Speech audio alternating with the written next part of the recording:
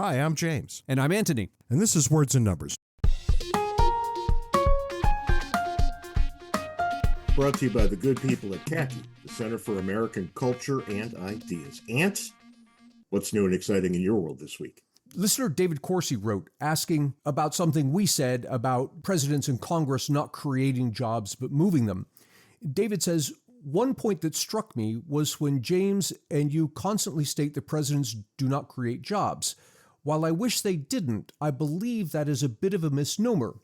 Aided and embedded by Congress, they create thousands of government jobs, i.e. patronage employment. Is it possible this can be discussed on an upcoming episode? David and I had an interesting email exchange back and forth following that, but I wanted to summarize it here. It is indeed the case that when the government spends money, it can create jobs, but we have to look at the whole picture because that money doesn't fall out of the sky. It comes from somewhere. The government either has to tax people or has to borrow the money, or in extreme cases, it prints the money, creates inflation.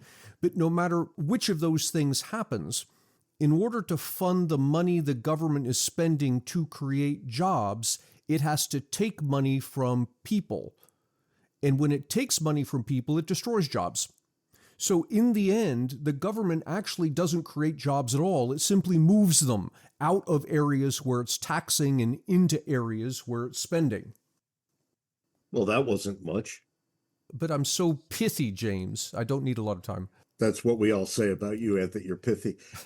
From a certain perspective, you can claim that the government creates jobs. And it's not only what's immediately apparent, right? When you look at all the various agencies that employ millions of Americans, think about the towns and all the services that spring up around military bases. Right. That kind of falls into that same category, right? There's all kinds of resources that are devoted toward facilitating what government does. The point of being an economist is to look at the whole picture. You can't just look at this one piece and say, well, the government's spending money here, therefore it's creating jobs. You got to look at the whole thing. I completely agree. And what we're seeing here is an age-old thing in economics, the seen and the unseen. Right, yeah. Right? It's very easy to see what we've just described. It's very hard to see what would have happened if we didn't spend a lot of money fixing broken windows. Yeah. Now, let me go a different direction. Well, I guess there are two things we could talk about here. One is, with regard to the broken windows, government spending money to protect property rights, which is kind of what that is another matter, because that's a good and proper function of government, and that actually aids the economy in doing what it does. When I talk about government creating jobs, I'm talking about things beyond what the government should be doing. I think reasonable people would all say that protecting property rights is the proper role of government. Some of us would say it's the only proper role of government. I don't necessarily agree with that, but I'm deeply sympathetic to it. Let me throw out one other thing. A skeptic might say something like, all right, but what you've described here isn't any different than what happens in the private sector. When I decide to spend my money on a hamburger instead of pizza, I'm contributing to the creation of jobs in the hamburger industry, and I'm detracting from the creation of jobs in the pizza industry, just like I just claim the government's doing. But here's the big difference. When I do it, I am making decisions about my own money, and I'm living with the consequences of those decisions. And occasionally I'll get it wrong, but generally I'll tend to get it right, and in getting it right will tend to create value. That is, I'll be better off after the transaction than before. But when government does it, it's using other people's money, and it's not feeling the consequences of those decisions. So if it spends the money poorly, creates jobs where actually we don't want them, and destroys jobs where we really do want them, we're all worse off, and nobody in government ends up paying the price for that. It turns out that votes don't exactly yield accountability in the way we might like. No, they don't. You've got to wait X years until the election, hope that you remember, oh yeah, that politician pissed me off doing this. And you can't just vote for or against that particular thing the government did. You've got to buy the whole package. This politician who stands for all these various things. And when you see that both parties are wedded to a system that only gets bigger and more pervasive over time, there's precious little your vote's going to accomplish. Yeah, in the end, your vote really doesn't matter because all they care about is getting 50% of the vote. If you're not part of that 50%, they don't care about you. It's hard to make the positive case for voting, given history, given math, given public choice economics. There's any number of ways of looking at this, and they all yield deeply problematic results. That's the weird thing. We're all bent out of shape about our vote counting in the national election, where really it doesn't mean anything. It's one amongst millions and millions. Where your vote really matters is where we tend to not vote at all. That's in local election. Yeah, the further down you get, the more it matters. And the further down you get, the less people give a damn. Something happened just recently that got me thinking a little bit. Every now and then, I make a comment and somebody becomes outraged. I say something innocuous. It's usually a criticism of you. You never say anything innocuous. I make fun of you. And the one I'm thinking about was when I said, "You're so stupid, you'd have some kind of computer implanted directly into your brain." And you said, "Yes, I absolutely would. I can't wait for that to happen." And I went on at some length about what a moron you were and how I was going to become a hacker and take control of your brain more than I already have. And don't you know, the outrage came and the messages came and, well, what about this and what about that? And I was like, well, what about I was only talking about Antony? So seriously, take a big giant cup of shut the up and leave me alone. It brought my mind back to Taylor Swift again, who we've talked about a couple of times recently, who neither one of us particularly cares for, but who I have a certain amount of admiration for, right? She's really made herself into a mega brand. That's an accomplishment. Anybody that appeals to the vast majority of humanity is probably somebody I'm not going to be interested in. I have boutique tastes. So what I'm about to say really is not a criticism of her in any way. I do admire her. I just don't care for her music. But she got an award recently, and Celine Dion gave her the award. And Celine Dion hasn't been out of the house. She's been very sick for a long time. And it was her first public appearance, I think, in a couple of years. And Taylor Swift got up, took the award, and went about her business. And the outrage commenced that she didn't talk about Celine Dion when she accepted the award. Because poor Celine hasn't been out of the house for a couple of years. She's been very sick. But if you think about outrage culture and how bad it's gotten, you start to realize that if we have problems, they begin with our own unreasonable attitudes. Oh, I think it's worse than that, James. I think people enjoy being outraged. They get an absolute dopamine hit from it because they get online and they express their outrage, and a bunch of other people say, yeah. And then they say, but it's even worse than you said. And one idiotic thing leads to another idiotic thing. And before you know it, everybody hates everybody else. But I remember when young people were allowed to be stupid and make mistakes, because that's what young people do, in relative privacy. They made it in the confines of their own homes and their own schools, and they were gently instructed by people who knew better to maybe cut the shit and give people a break. And maybe you don't know everything at age 15. And you and I see this when students at age 18 would show up to college ready to teach, but not to learn. Right. At root, what is it? It's people not being sympathetic to the actions of other people. They always just automatically assume that everyone is evil all the time. Mm-hmm. Maybe you just disagree with people, and maybe people of goodwill can disagree. You know, we've tried to make that point a lot. We'll go after people when they deserve it. There's a healthy line that we don't cross. I think that line is going after what people say rather than who they are. But not everything is a hangable offense. Sometimes it's better just to say, geez, what were you thinking? And move on. There are big problems and there are things that aren't problems. And we concentrate on things that generally aren't problems. But of course, we move to the foolishness of the week. I return to our former leader, Donald J. Trump, about to win South Carolina by a very healthy margin. Donald Trump has decided that what they need to do now is prosecute Nikki Haley for crimes that he hasn't bothered to articulate. Yet another political opponent of his, the first thing he wants to do upon achieving the high office again is use the full force of government to punish her. And when you start punishing political rivals, legitimate political rivals, how are you better than Putin?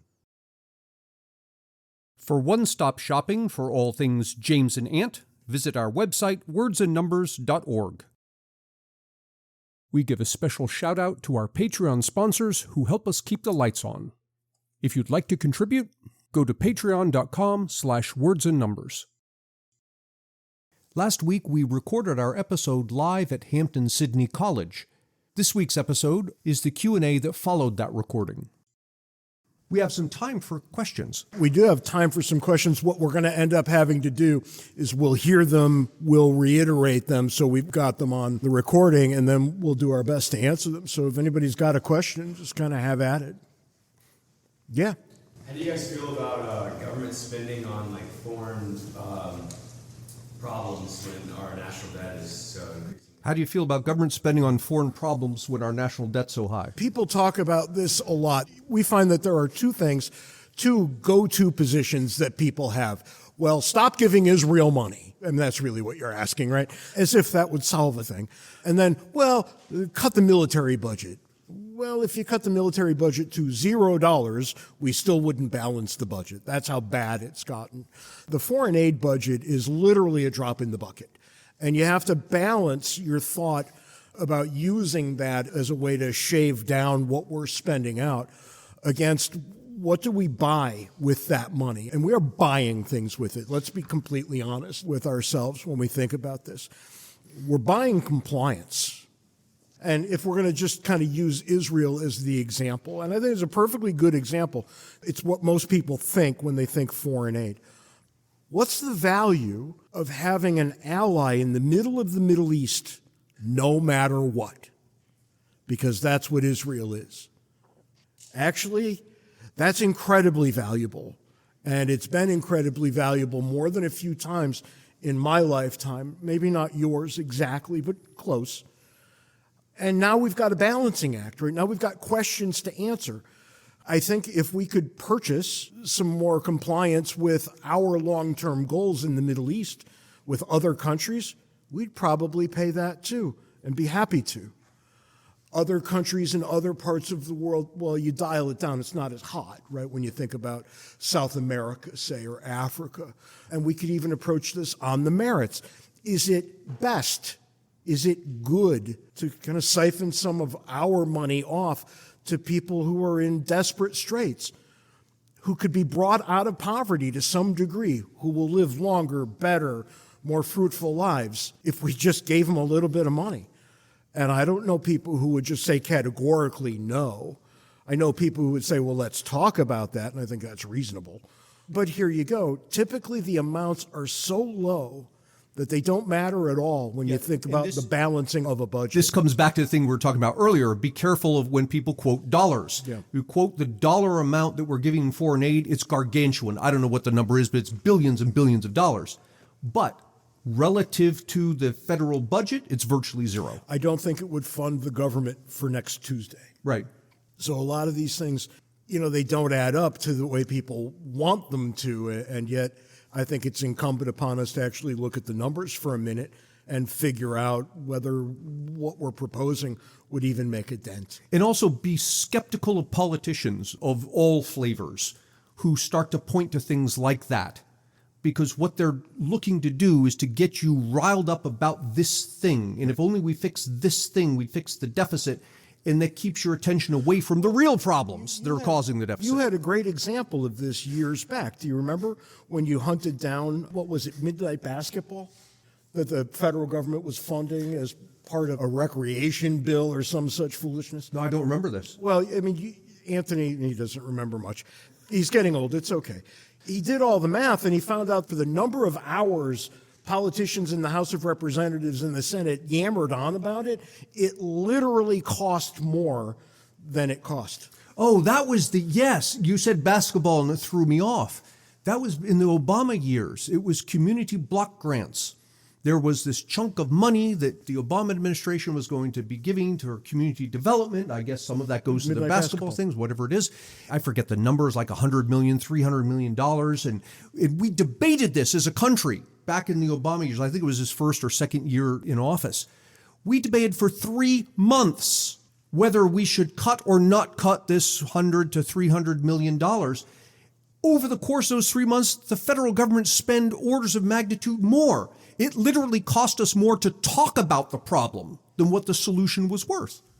Yeah, I mean, the short answer was either pay it or don't, but God, shut up. Right. You better stop talking about it and move on to something else. To something that might have made a difference. Right. And that's about where we're at. Things are almost always done for appearance sake, right? It's never actually the real issue underneath anything, because we've turned the real issue into things that are so sacrosanct that we don't dare touch them. The correct answer, do you want to balance the budget? Everybody in the room would say yes, because what kind of fool are you if you don't want to?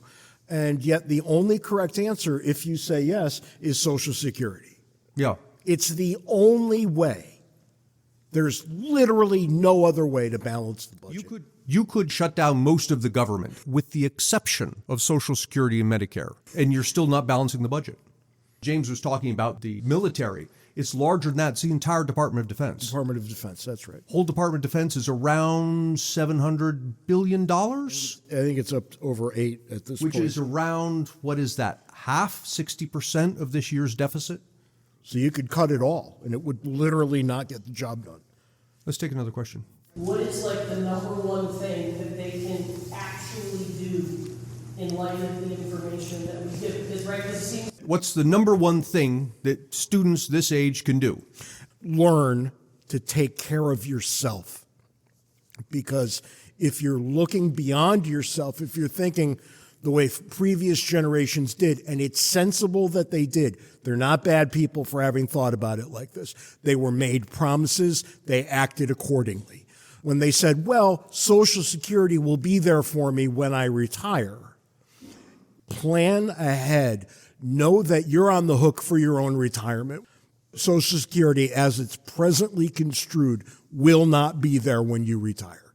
We'll have something called Social Security, and it'll pay you something, but it's not going to take care of you in your dotage the way that your grandparents and my grandparents were programmed to accept. I agree with James, and I've made this prediction before. I haven't done it in a while, so I'm going to do it with you all because this is coming. Social Security itself says that it's going to be insolvent within the next 7 to 10 years. I claim this is what politicians are going to say. We're going to reach this point where it's obvious that we've got to do something. Social Security isn't going to persist. Politicians are going to say these words: Social Security was never intended for the population at large. It was intended as a safety net for the poorest of the poor. To keep it going, we need fewer people to be taking from Social Security. Who has benefited more than even the poor from the federal government? And who's in a better position to take care of themselves than the poor? It's those college students. The college students who now have good-paying jobs with employer-provided pensions and 401k plans, those college students who were only college students because the federal government loaned them the money for those educations. It's time for you to give back. They're going to come after you. And we could talk about things like, well, we need to raise the cap so that the multi-billionaires are paying more and all of that, and you're back to the drop in the bucket. That's not going to do anything for you. The large chunk of money in this country is sitting with the middle classes, the lower middle class, the middle class, the upper middle class. Now, you don't think of yourselves as rich, and individually we aren't. But there are so many of us that our combined incomes are double the combined incomes of the top 1%. If you not taxed, confiscated every dollar that every billionaire in the United States have, take it all, you couldn't fund the government for what, 6 months? 8 months. 8 months. And then you don't have any more billionaires to do that to the next time because you've just liquidated their assets. When you hear somebody say that, you're being lied to. They're just hoping that you don't know or don't care. And personally, I care. When politicians lie to me, I care. I become angry. I become offended. I don't like it. I think they should be held to better standards than that. We have another question. One interesting arguments that I've heard in defense of democracy is that not democracy itself, but paying homage to. Yeah, so the argument for democracy is it's the best way to establish the rule of law. I think ultimately that's probably the strongest argument you can make, right? That there is something there, that's a meaningful argument, right? And that if you want to look at a regime that lifts everyone, that makes everyone better somehow, the rule of law is like, that's the ante, right? That's the price of admission. Without that, you don't go much further. And you can say, well, prove that. Well, Russia. What kind of life do you have there? It's certainly not mired in abject poverty. It's not Africa. And yet, you know that the rule of law there is, if not irrelevant, almost irrelevant, right? It's dependent on the whim of one man at this point and his ruling pals. Are you able to have a life there? The term we always use in political science and in economics is, do people flourish under those circumstances? And no, they don't. They flourish to the extent that it's possible, and yet there seems to be a cap. But when everybody is subject to the same rules, even those who would lord over you, who would rule you, different answers just kind of emerge, and they're better answers. So yeah, you've made, I think, the absolute best argument you can make. I mean, I'm saying that off the top of my head. I can't think of one that quickly that would be anywhere near as good, let alone better. Yeah, go ahead. We'd be selling the lies that. Here it is, right? Boy, we're all the way back to Plato. What is the question? Should we be selling the lie? And it is all the way back to Plato, right? This is the noble lie of Socrates in the City and Speech as it was developed in the Republic, right? We have to have people believe something.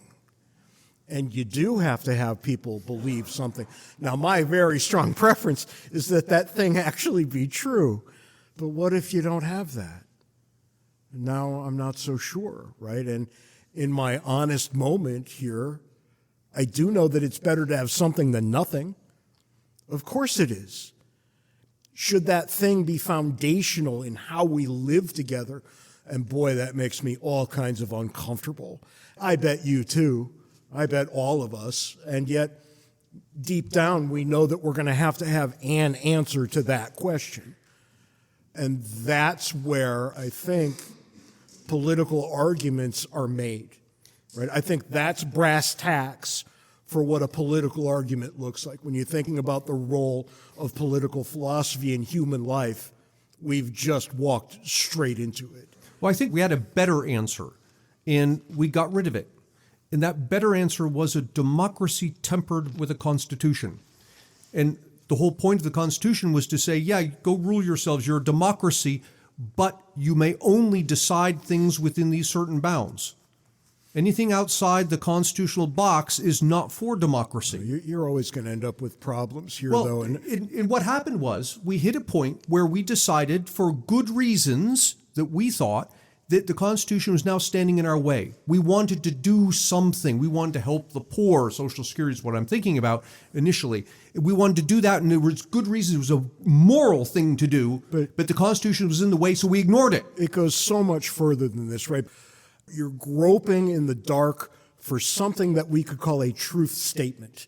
And the foundational statement in the United States is, we hold these truths to be self-evident, that all men are created equal. Personally, I agree. I don't think that a more powerful sentence has ever been written. Maybe spoken, but certainly not written. And somebody as famous or as well-regarded as Harvey Mansfield is a political philosopher that all the other political philosophers know. Once in writing, let alone in speech, referred to the philosophical half-truth of the Declaration of Independence. Come on, Harvey. What the hell? What does that mean, the philosophical half-truth? That it wasn't true that all men are created equal. See. But you need a truth statement, especially in a country that has no ethnic basis of existence. You know, Germany still exists if the regime disappears, as does France or, hell, Bolivia probably. But the United States doesn't, right? If the government of the United States crashes and burns tomorrow, well, what unites us? And if it's not a truth statement of some kind, it's literally nothing. Stakes are very high. Granted, okay, I'm speaking from a practical perspective. We built constitutional constraints around democracy. We decided we were going to get rid of them because it was just too difficult to amend the Constitution. And once we did that, we opened the door. And one by one, Supreme Court case by Supreme Court case, we came to the point that we no longer have constitutional constraints. If anything, I argue, we have a benevolent dictatorship. Ultimately, what is and isn't constitutional is just whatever the Supreme Court says is and is not constitutional. And ultimately, that has to be the case too, right? You have to, in any form of government, you have to have someone or some group of people who have the final say. Otherwise, it's just a continuous loop, and you're not going to have that, right? You need an answer sometimes. And the final answer in our system rests at the Supreme Court. And you can argue about whether you like that or not, but it doesn't make it any less true. Anyone else? So, if regardless of who the president's going to be over the next however many years, we're going to end up having to take care of ourselves, is there still a marginal benefit that's worth it to be in? The question is, given the senselessness of the whole thing, is it nonetheless somehow important that we remain educated on what's happening? And I think, yeah, you should know what's going on, even if it's only to know where people will go completely wrong trying to solve a problem, right? Because understanding a problem is sometimes the best you can ever do. Think about how difficult it is to understand a problem completely. And if you can approach that, you're in a far better situation for yourself. But not only that, think about being in a great situation for you, right? And we all think, all right, this is second, third, fourth, fifth best, sure. But what about all those people near you, right? Your family is now in a better position to understand what's happening. Your friends are in a better position. Now, they might call you a crank at first, a lunatic. What I get called a lunatic all the time. Why? Because I keep telling people, what do you need? You need bullets and food. Let's start there. And everybody says, you're crazy. Well, yeah, until I need bullets or food. Then I'm the guy who happens to have those things. And I think everybody should maybe think this way a little bit. Should you be one of those lunatics on YouTube with a prepper compound? No, I suspect not. Should you have enough to survive absent supply chains for 3 months, 6 months, 9 months, a year? Yes, absolutely, you should have that. I've just described Mormons. Do you think all the Mormons are all lunatics? Maybe you think that, and maybe I do too. I lived in Utah for 6 years, so yeah, maybe. But look, they're onto something. You should be prepared for any eventuality. And your preparations should include those people that you care about. And you should maybe talk to the people you care about, and maybe they'll see it that way too, maybe they won't. But look at all the benefit that accrues to you and all the people near you, people you love, if you just see the world a little more comprehensively, even admitting that you won't be able to solve X as a problem. I tend to agree with James in as much as understanding the problem is a huge first step to solving it. We part ways when he starts talking about Armageddon.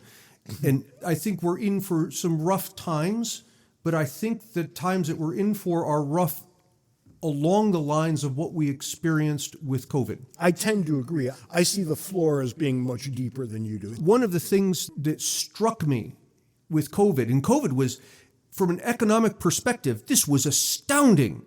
Never before in the history of Homo sapiens had we taken an economy, let alone an economy our size, and just simply with the wave of a pen shut it down. That was astounding. It's like, look, there are complex machines that when you shut them down, you can't just turn them back on. There's a whole sequence of steps you've got to go through. That's the economy. These supply chain things that are still echoing today are part of that. The economy still hasn't completely turned itself back on again. But look at what happened and didn't happen during all of that, right? There was still food. Yeah, there were runs on toilet paper, this sort of thing, and the hand sanitizer. And generally, when you went to the grocery store, you kind of couldn't buy anything you wanted. You kind of had to buy what was there, but you could make do. Okay, I wasn't planning on having spaghetti this week, but that's what's here. We'll have spaghetti this week. Next week, we'll have hamburgers, right? We managed. Not only did we managed incredibly civilly. Contrary to what you see in any of the end of times movies, we weren't at each other's throats. We were helping each other. We were calling up our neighbors and saying, oh, you need hamburger? It's at this store. Yep. You need a ride? I'll give you one tomorrow morning. We were remarkably civil. It was. That's, I think, what we're facing. It was heartening. But I'll remind you and everybody else that 9 meals separate you from anarchy. 9 meals.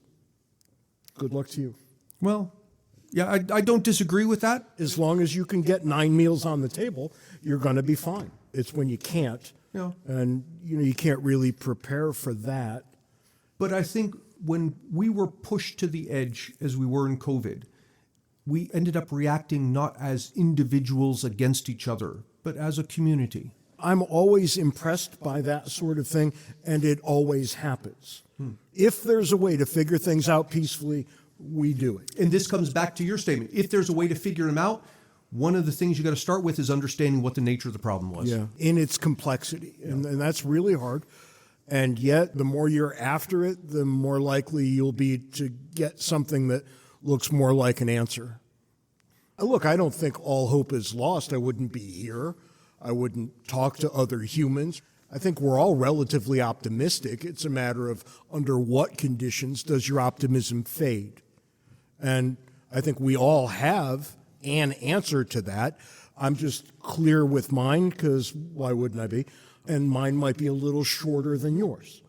We've been here an hour, and we're happy to continue answering your questions, but I'll say, if any of you need to leave, just go ahead, feel free to do so, but do so quietly, and the rest of you just keep asking questions. We don't take it personally, and I think we're happy to just kind of hang out and meet you guys, Sure. Off this stage. So thank you for giving part of your Sunday night to us. We really appreciate it.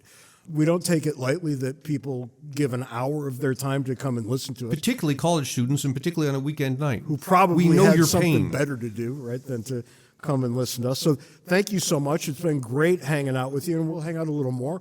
And we'll be in some of your classes tomorrow, apparently. So if we don't get a chance to talk to you tonight, we'll catch up with you tomorrow. Thank you so much.